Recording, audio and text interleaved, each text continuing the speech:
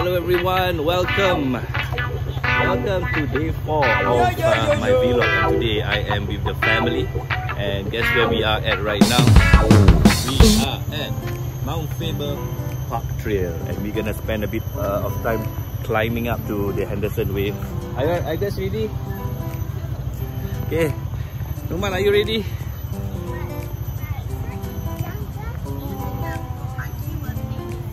There's no monkey lah, there's no monkey. But let's go up slowly. Surely there's staircase over here. Come, bismillah. So Nouman is turning 1 very soon. On the 27th of October. And as we go up slowly, I am actually having his weight. As you can see, I'm carrying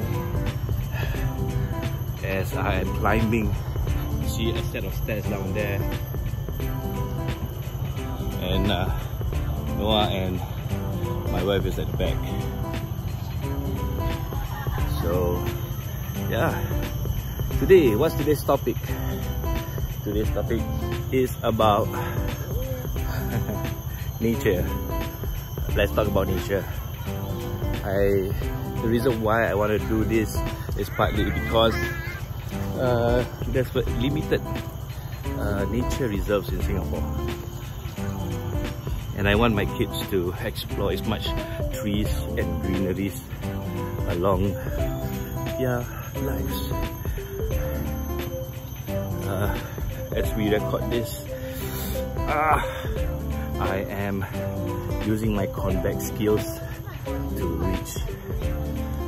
reach my optimal self. Like I said, the reason why I do this vlog is because it's to document my journey. Boleh? We are not even the second flight of stairs. We have accompanied some group of people at the back. So yeah, may this 90 day of vlogging pay off lah, in terms of people know who am I, a bit of my family, not too much of buka aib. Buka aib means really revealing everything. I know what to reveal and what not to reveal. What's wrong? What's wrong, Nouman? Today I'm not using any mic, but you can see the sound of crickets. As we go deeper inside the forest, it's becoming louder and louder. Betul tak, Nouman? Let's see where they are. Come on, slowly. Okay, right. So I think I can afford to record the whole 30 minutes journey here, but I'm sure the journey is 30 minutes, so I'm gonna pause and continue vlogging later. Okay guys? Alright.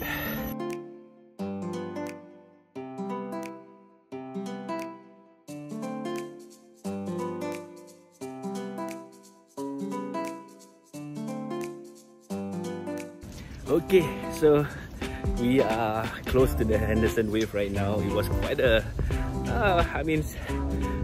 rough, short hike. Yeah, and Nouman is with me all the way. So we are close to Henderson Wave. We are descending down from the Mount Faber Road, and yeah, look at the view.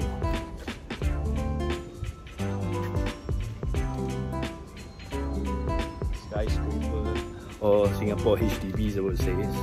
So Nouman, how do you feel of being carried above sea level of Mount Faber? Huh?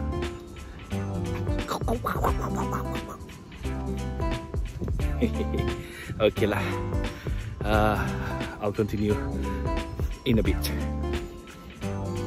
So it rains while we are here. We took shelter for a bit, and yeah. So that's about it for today. Wow, it's very tiring walk.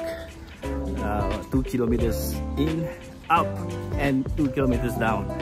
We are heading to Seah Imm right now. It's gonna have lunch, and I hope you guys probably got a gist of what exactly today's topic is. Simply nature. We are out in the nature because in a place where there's a lot of buildings, we should be in the nature. Betul lah? Correct or not? Nouman. Okay lah. Till then, I'll upload this tonight for you guys. Take care and remember to subscribe. And if you wish to have a website done for you for just $1, remember to check it out at mulakan.com. Bye bye.